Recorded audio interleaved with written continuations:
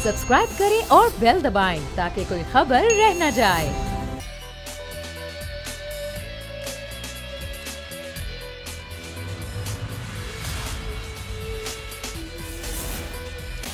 बिस्मिल्लाहिर्रहमानिर्रहीम, अस्सलाम वालेकुम। प्रोग्राम में मैं सुमैया रिजवान आपको खुश आमदीद कहती हूँ। नाजरीन, पीडीएम जिसका बड़ा शोर था, लॉन्ग मार्च की डेट भी दे दी गई थी, लेकिन यही पीडीएम जो 11 जमातों का इत्तेहाद था, 3 बड़ी सियासी जमातें जिनके बयानिए मुख्तलिफ हो गए, उन्होंने एक तरह से अपनी जो सूरत हाल थी उसको ये तब्दील इस तरह कर लिया कि आसिफ अली जरदारी साहब ने ये कहा कि इस्तीफे तो नहीं, लेकिन मियाँ साहब पहले वतन वापस आएँ, जेल जाएँ, तभी इस लॉन्ग मार्च को कामयाब बनाया जा सकता है। उसके बाद जाहिर है अब जो मियाँ शहबाज शरीफ साहब का मियाँ नवाज शरीफ साहब से राबता हुआ तो उसमें उन्होंने भी दुख का इजहार किया और कहा कि ये जो बात की गई, हमने बहुत कुछ भुला के आगे बढ़ने की कोशिश की, लेकिन जो बात की गई आसिफ अली जरदारी साहब की जानिब से, उससे हमें दुख पहुंचा। फिर शेख रशीद साहब जो कि वज़ीर दाखिला हैं, उन्होंने भी अपना इस पर रद्द-ए-अमल दिया और उन्होंने कहा कि 24 घंटे में हम सर्टिफिकेट दे सकते हैं, मियाँ साहब जब आना चाहें वो वतन वापस आ जाए। तो सियासी सूरत हाल पर ज़ाहिर है जो मुख्तलिफ मौज़ूआत हैं उन पर हम डिस्कशन करेंगे, लेकिन पहले आपको दिखाते हैं कि किसने क्या क्या कहा। ज़रा दिखाइएगा। इस तमाम तर सियासी सूरत हाल पर गुफ्तगू करने के लिए मेरे मेहमान मेरे साथ मौजूद हैं। पाकिस्तान तहरीक इंसाफ से मुझे नदीम कुरैशी साहब ज्वाइन कर रहे हैं, बहुत शुक्रिया आपका। कराची स्टूडियोज़ में एडिटर इन चीफ हैं, सीनियर सहाफ़ी हैं, तज़ियाकार हैं नज़ीर लगारी साहब, आपका भी बहुत शुक्रिया। और राना एहसान साहब पाकिस्तान मुस्लिम लीग नून से मेरे साथ मौजूद हैं। राना साहब, मैं आपसे गुफ्तगू आगाज़ करना चाहूँगी, ये क्या किया है जरदारी साहब ने आप लोगों के साथ? मेरे ख्याल से जो 11 जमातें या 10 जमातें जो पीडीएम की हैं, उनको अपनी राय देने का हक है और यही हुआ। वहाँ डिफरेंस ऑफ ओपिनियन आया कि आगे कैसे बढ़ना है। हमारा ख्याल और बाकी जो दीगर 9 जमातें थी उनका ये ख्याल था कि हमें इस्तीफे दे के अगर हम लोग लॉन्ग मार्च की तरफ जाते हैं तो वो काफ़ी एक मौसर लॉन्ग मार्च होगी, लेकिन पीपल्स पार्टी का ये ख्याल नहीं था और उनको हमने ये भी ऑप्शन दी कि आप जो हैं नेशनल असेंबली से इस्तीफे दे दें, प्रोविंशियल असेंबली से ना इस्तीफे दें। तो उसके ऊपर फिर उन्होंने जब वक्त मांगा तो उनको वक्त दे दिया कि वो अपनी सीईसी से जो है वो मुशावरत कर लें। लेकिन उसके दौरान मेरे ख्याल से और ये जो इत्तेहाद है ये इकट्ठा हो और जो दूसरी बड़ी ऑपोजिशन पार्टी है पाकिस्तान के अंदर वो अगर शामिल ना हो तो और वो वक्त मांगे तो उनको वक्त दे दिया गया है। अभी उनके फैसले का इंतजार है और फिर फैसला किया जाएगा। देखिए, उन्होंने भी तो आपके मुतालबे को सुना ना, और जाहिर है ये तो पीडीएम का मुतालबा था कि इस्तीफे दिए जाएं, उन्होंने भी वक्त मांग लिया। लेकिन अगर वो ये कहते हैं कि मियाँ साहब वापस आएँ तो आप लोगों ने इस पर इतना माइंड क्यों किया? क्या मियाँ साहब को वापस आना नहीं चाहिए? क्या वो कभी भी वतन वापस आएंगे नहीं? या फिर आप इस चीज़ को इतना ज़्यादा पर्सनल लेके नाराज़ क्यों हो रहे हैं? क्या मियाँ साहब का वतन आना बनता नहीं है? देखें, जरदारी साहब बाखूबी वाकिफ हैं कि मियाँ साहब जब इधर थे तो उनकी तबीयत कितनी नासाज हो गई और यहाँ क्या हो रहा है, यहाँ पॉलिटिकल विक्टिमाइजेशन हो रही है। शायद वो अगर यहाँ रहते तो पता नहीं उनकी जान भी ना ली जाती, इस हद तक ये फासिस्ट हुकूमत जो है वो पहुंच जाती। तो मियाँ साहब का मरियम बीबी ने भी बड़ी डिटेल में बताया कि हमें जो लीडर्स हैं जो इस मुल्क के लिए भला चाहते हैं, हमें उनकी लाशें नहीं चाहिए, हमें उनकी अमवात नहीं चाहिए, हमें वो जिंदा हैसियत में रह के जो है वो बेहतर जो है वो गाइड कर सकते हैं, पाकिस्तान की जमहूरियत के लिए, मजबूती के लिए बेहतर तरीके से काम कर सकते हैं। तो यही वजह है कि मियाँ साहब आएंगे इंशाल्लाह ताला। पहले भी बहुत सारे शक शुबात थे मुशर्रफ के दौर में कि शायद मियाँ साहब कभी वापस ना आए, लेकिन अवाम के सामने आए। चले, 2 हफ्तों की एक डेडलाइन है ना। अब जाहिर है अगर जरदारी साहब ने इसको मशरूत कर ही दिया है, पॉइंट टेकन राना साहब, अगर जरदारी साहब ने मशरूत कर ही दिया है कि जी अब मियाँ साहब वापस आएंगे कि तो कोई बात होगी, तो जाहिर है अब इस चीज़ को अगर ओवरकम करना है तो वो आप ही लोगों ने करना है, पीडीएम नहीं करना है। जाहिर है हुकूमत तो इस चीज़ को अपने लिए एक अच्छा साइन ही लेगी। मैं चाहूँगी कि जाहिर है आप भी अपना कॉमेंट दें। नदीम कुरैशी साहब, हुकूमत तो लगता है बहुत ही खुश हो गई है कि ये तो बहुत ही अच्छा हो गया, और फिर आप पर यह भी इल्ज़ाम लग रहा है कि कोरोना जो जिस तरीके से आप लोग कोरोना की चीज़ों को लेकर चलते हैं और ये कहा जाता है कोरोना फैल रहा है, जैसे ही कोई पीडीएम जो है अपने एहतजाज की कॉल देती है या अपने धरने की कॉल देती है तो आप लोग कहते हैं जी कोरोना बहुत फैल रहा है तो सियासी एक्टिविटीज़ ना की जाएं। हुकूमत क्या बहुत ही मुतमईन और खुश हो गई है कि जी अब तो सब कुछ ख़त्म हो गया, अब कोई लॉन्ग मार्च नहीं होगा, अब कुछ नहीं होने वाला, ख़त्म हो गई पीडीएम की कहानी? बिस्मिल्लाहिर्रहमानिर्रहीम। एक तो मैं कोरोना के हवाले से आपको अर्ज कर दूं, ये हुकूमती फैसला सिर्फ और सिर्फ अवामी मफाद आमा के लिए है। लोग जिस ईज़ा में हैं कोरोना की वजह से, जिस तरह से कोरोना के केसेस बढ़े, जिस तरह से लोग इस वाली थर्ड फेज में बड़ी बुरी तरह मुतासर हुए, जिसकी बहुत बड़ी मिसाल रुकने पंजाब असेंबली मियां वारिस कल्लू साहब है। वो PMLN से रुकने असेंबली थे चकवाल से, और अभी आज से पिछले सेशन में उन्होंने बड़ा शानदार 15 मिनट की स्पीच की और आज वो हमें नहीं है। तो मैं समझता हूं ये इल्जाम लगा देना कि जी हुकूमत शायद PDM की वजह से कोरोना के हवाले से कोई सूरत बनाती है, ये मुनासिब नहीं है। जहां तक हुकूमत की खुशी की बात है, देखिए मैं आपको अर्ज करूं, हुकूमत हमेशा से 2.5 साल जो सबका हुआ है, फर्स्ट डे से इस बात पर कायल है कि अपोजिशन को चाहिए ये 35 साल मुख्तलिफ सूरतों में इक़्तिदार में रहे। हमें मौका मिला, बड़े अरसे के बाद पाकिस्तान में 2 पार्टी सिस्टम से निजात हुई और एक थर्ड पार्टी मर्ज हुई, सूबों में भी और अब ऐवान बाला में भी। तो इनको चाहिए था कि ये हमें काम करने दे, हमारे साथ अपना वो तजर्बा, वो करप्शन के तजर्बे की बात नहीं कर रहा, पाकिस्तान के वसाइल को माले मुफ्त दिले बेरहम समझकर लूट मार की बात नहीं कर रहा, वो तजर्बा जो ये दावा करते हैं कि जी हम बड़े डेमोक्रेसी के चैंपियंस हैं, हमें बड़ा एक्सपीरियंस है और मौजूदा हुकूमत बड़ी नाअहल है, तो ये अपनी अहलियत हमारे साथ शेयर करते, हम आगे बढ़ते।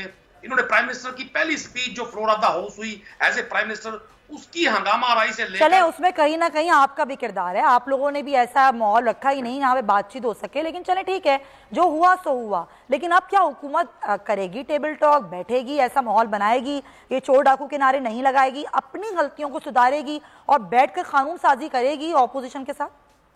देखिए मैं एक चीज एक अर्ज कर दूं, कुछ चीजें मकाफात अमल होती हैं, अच्छा। जैसी करनी वैसी भरनी। अच्छा, अभी भी PMLN के लोग अगर ये सोचते हैं कि आसिफ जरदारी साहब उनके साथ वो रखा जाने वाला सलूक जो अर्ली 90s में रहा और बेनजीर भुट्टो मरहुमा के साथ जो सलूक रहा वो भूल जाएंगे, ऐसा मुमकिन नहीं है। अच्छा। ये मफादात के लिए इकट्ठे थे।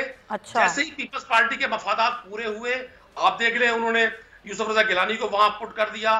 अब वो कोशिश करेंगे leader of the opposition people's आप पार्टी से दोस्ताना मशवरा दे रहे हैं ना, ये आप नून लीग को दोस्ताना मशवरा दे रहे हैं, ऐसे ही? मैं आपको अर्ज करूंगा, गवर्नमेंट का टारगेट कल भी वही था, आज भी वही है कि हमने कोशिश कर रही है, हम अपनी डिलीवरी से, अपनी गवर्नेंस से लोगों को ये साबित करेंगे। ये तो करना है सर, ये तो करना है, इस पे तो कोई दो आपके पास दो राय ही नहीं है, कोई चॉइस ही नहीं है। आपने डिलीवर करना है, आपने आवाम को रिलीफ देना है। रमजान सर पे है, जिस तरह कोरोना के 22 लोगों का कारोबार तबाह हुआ, आवाम को हुकूमत का ही फर्ज है कि उसने रिलीफ देना है। लगाई साहब ये क्या हुआ है? PDM ने क्या हुआ है? ये सब खत्म, अब PDM का चैप्टर क्लोज हो गया क्या? बस मेरे ख्याल में जो असबाब थे PDM के एक साथ होने के, वो असबाब अब भी मौजूद हैं। उनकी शिकायत थी इलेक्शन के बारे में, उनके तहफ़्फ़ुज़ात, उनके रिजर्वेशंस और उनका जो बयानिया था वो अब भी वैलिड है।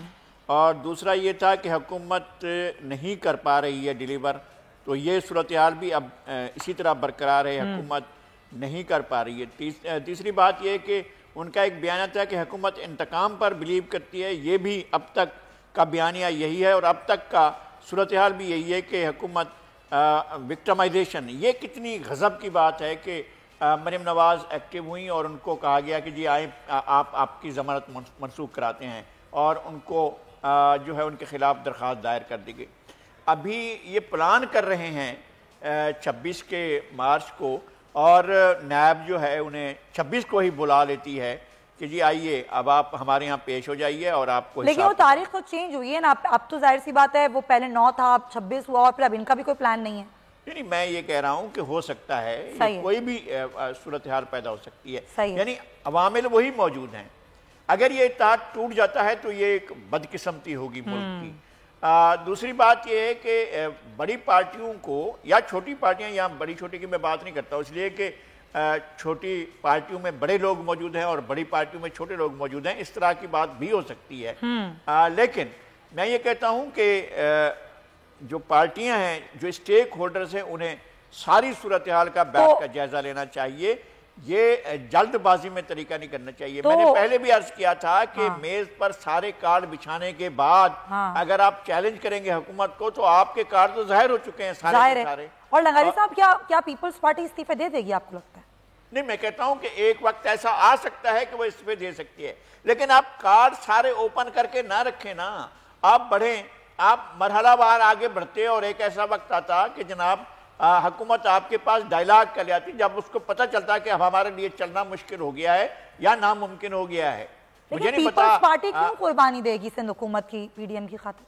नहीं, पीपल्स पार्टी कुर्बानी दे या न दे इसका कोई इशू नहीं है। अच्छा। मैं ये समझता हूं कि पहले आपने ऐसे हालात पैदा कर लिए हैं सही है कि आप समझें कि जनाब अब बिल्कुल वक्त आ गया है, अब इतना लोहा गर्म हो चुका है कि एक ही जर्ब लगाने से जो है वो हमें नताइज मिल जाएंगे। तो ऐसी सूरत हाल मैं इंतहाई माजरत से कहता हूं कि इस वक्त अभी तक ऐसी सूरत हाल बनी ही नहीं है। बिल्कुल आप सही कह रहे हैं, ऐसी सूरत हाल बनाने में नाकाम रही है पीडीएम। और पीडीएम जिस तरीके से चल रही थी और जिस तरीके से उस मामले को लेकर अब क्या कहूं मैं, क्या अल्फाज इस्तेमाल करूं, कि जिस तरह खराब किया गया है, और खुद बड़ी सियासी जमातें हैं।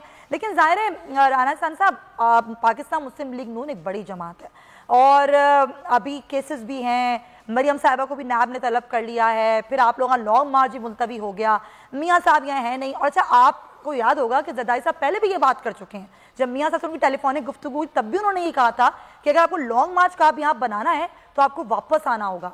तो ये बार बार पीपल्स पार्टी का मुतालबा, जरदारी साहब का मुतालबा, क्या आपको नहीं लगता कि वाकई पीडीएम जो करना चाहती थी वो कर ही नहीं पाई? जो मुतालबात, जो चीजें थी वो आप लोगों की ना पूरी हुई, ना आप लोग कुछ कर सके। देखिए, ये जो मुतालबा है ये एक मेरे ख्याल से सियासी बयानिया या सियासी मुतालबा है। इसका कोई डीप रूटेड पीडीएम की मूवमेंट को ये ज्यादा सपोर्टिव नहीं होगा। अगर मियाँ साहब पाकिस्तान में होते तो वो जेल में होते। अभी कितना फाल किरदार जो है वो शहबाज शरीफ साहब अदा कर सकते हैं जेल में से? बिल्कुल नहीं कर सकते। तो अगर मियाँ साहब भी जेल में होते तो वो शायद इस हद तक भी पीडीएम ना पहुंच पाती जिस हद तक आज पीडीएम आई है। और मैं समझता हूँ पीडीएम की बहुत कामयाबी। तो यही वजह है कि मियाँ साहब को मालूम है कि जब वो आएंगे तो वो जेल जाएंगे, इसीलिए वो आना नहीं चाहते। देखिए, नंबर 1 उनकी सेहत का इशू है जो बारहा हमारी पार्टी बताती रही है। उनकी एक सर्जरी होने वाली है। और दूसरा, बिल्कुल यहाँ अगर वो होते तो शायद मैंने जिस तरह पहले भी आपको के सवाल में बताया कि जिस तरह के हालात पैदा कर दिए गए थे उनके लिए जेल में, शायद वो हयात ना होते। तो इसी तरह की सूरत हाल से वो बच के निकले और हमें जो लीडरशिप है वो जिंदा हालत। तो राना साहब, उनका कितना इलाज हो चुका है अब तक? देखें, वो भी जारी है, उनकी सर्जरी अभी पेंडिंग है। जो मेजर सर्जरी उनकी होनी है वो अभी तक नहीं हुई, तो वो भी होनी है। लेकिन मैं ये बता रहा था आपको कि पीडीएम जो है उसने हुकूमत की नाकामी, नाअहली, इनकॉम्पिटेंस को शो किया। पीडीएम ने जाहिर किया। उसके बाद आपने ज़िमनी इलेक्शन देखे चारों सूबों में, जिसमें एक बदतरीन शिकस्त हुई पीटीआई हुकूमत को।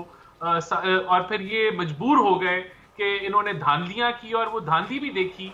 और इलेक्शन कमीशन ने जो है वो री इलेक्शन का जब दावा किया, अब आप देखें कि आज गैलप पोल्स आए हैं, मुख्तलिफ पोल्स आए हैं, IPSOS का पोल आया है, प्लस कंसल्टेंट का पोल आया है NA75 में, जो हमारी मुस्लिम लीग नून को आगे पोर्ट्रे कर रही है, सबसे मकबूल जमात पोर्ट्रे कर रही है। ठीक है ना, डस्का का इलेक्शन तो जाहिर आपका एक हल्का है और मुस्लिम लीग नून का वो हल्का है, वो सारी बातें एक तरफ। लेकिन मेरा सवाल तो पीडीएम पर है ना, मियाँ साहब पर है।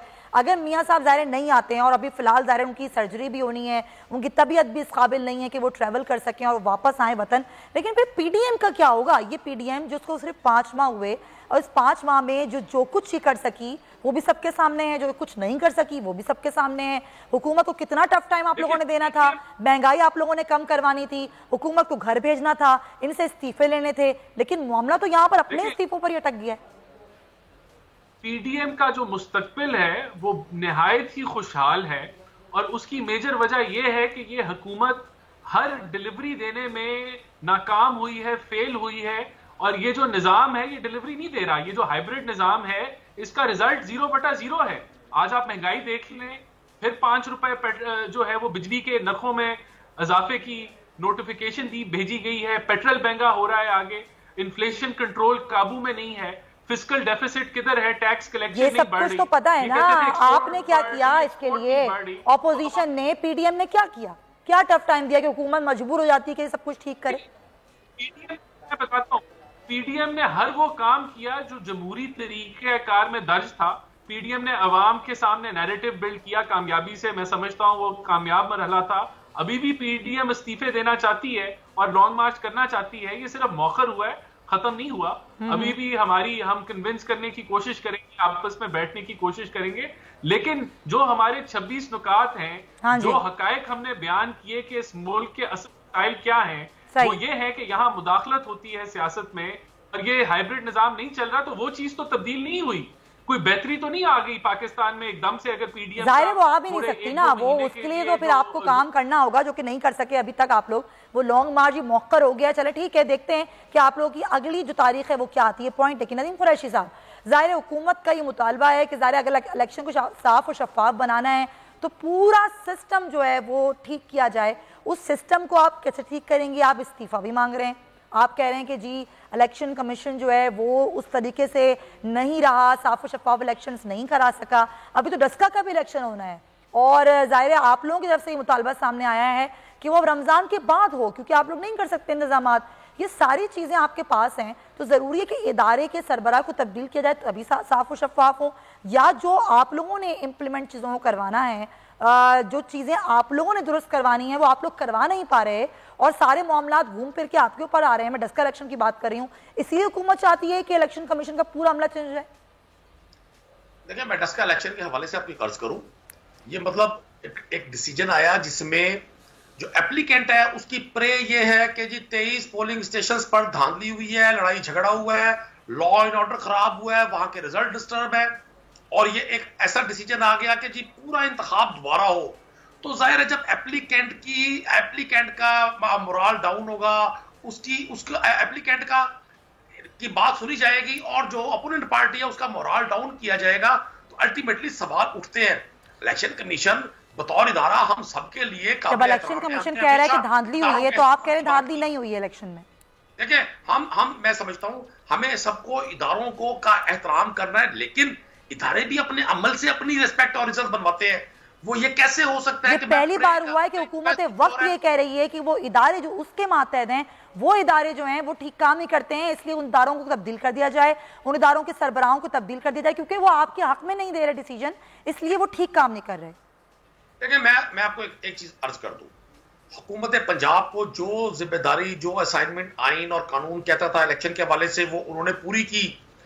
2 इलेक्शन हुए हैं, साथ ही गुजरांवाला में इलेक्शन हुआ है और वजीराबाद में, वहां के हवाले से भी आप सूरत देख ले। इस इलेक्शन को मैं आज भी इस बात पर मैं इस पर डिबेट करने में तैयार हूं। इसको पीएमएलएन ने प्लान किया, राना सनाउल्लाह को ये टारगेट असाइन किया कि आपने हर सूरत इस इलेक्शन को सबूताज करना है ताकि हम यहाँ से। तो सर जी, जो नून लीग ने सबूत दिए तो कुछ सबूत तो आप लोगों ने भी दिए होंगे ना, तो क्यों कर रहा है इलेक्शन कमीशन ऐसा? आपने इलेक्शन कमीशन में ड्यूरिंग हियरिंग हमारे कैंडिडेट को सिर्फ इस बात पर कि जो उसने ड्रेस क्या पहना हुआ है ये कहा गया जी आप बाहर चले जाए, सबूत दिए, वीडियोस दी, लोगों की स्टेटमेंट्स आई, लेकिन इसके बावजूद जो इलेक्शन कमीशन ने फैसला किया कैंडिडेट के लिए नेशनल का इलेक्शन विद इन 15 डेज। जब आप हुकूमत में होते हुए अपने इदारे पर एतमाद नहीं करेंगे तो कोई और कैसे करेगा? कोई अपोजिशन की जमात कैसे करेगी इलेक्शन कमीशन पर एतमाद?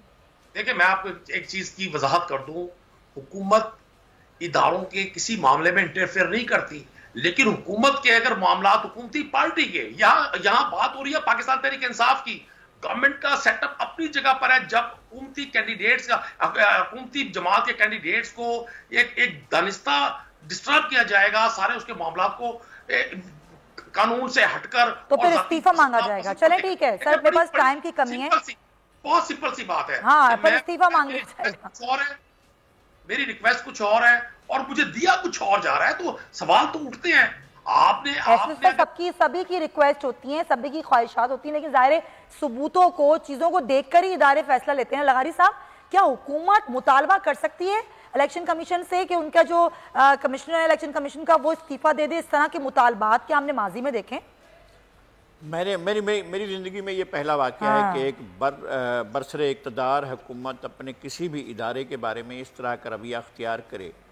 चूँकि बड़ी हद तक मैं इंतहाई माजरत करता हूँ, मेरे बहुत मेहरबान हैं कुरैशी साहब, लेकिन ये इमेच्योर अप्रोच है पार्टी की भी और लीडरशिप की भी कि वो इदारों में अगर वो मतलूबा नतायज, ये तो ज़िया उल हक भी नहीं कर सका था, कि वो मतलूबा नताइज हासिल करना चाहता था और अगर उसके मतलूबा नताइज हासिल नहीं हुए तो उसने इदारों के ऊपर जाकर चढ़ाई कर दी हो और इदारों के साथ उसको कई दफ़ा उसकी ख्वाहिशें नहीं पूरी हो सकें, लेकिन बहरहाल उसने जो है वो 11 साल 1 महीना और 2 रोज़ इस मुल्क पर हुकूमत की, लेकिन सारी ख्वाहिशें उनकी भी पूरी नहीं हुई।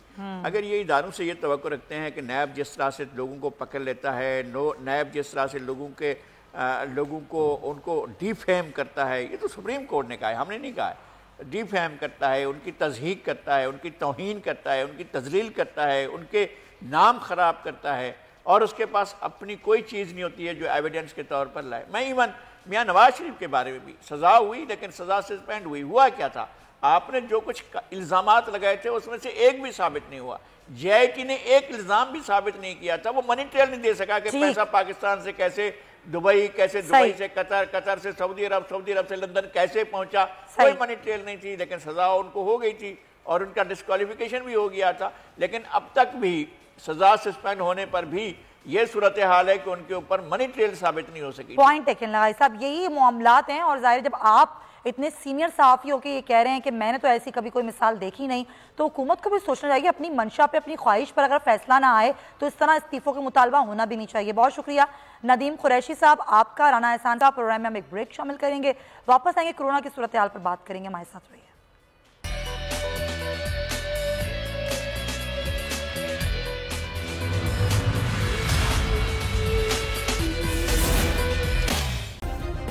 सब्सक्राइब करें और बेल दबाएं ताकि कोई खबर रह न जाए।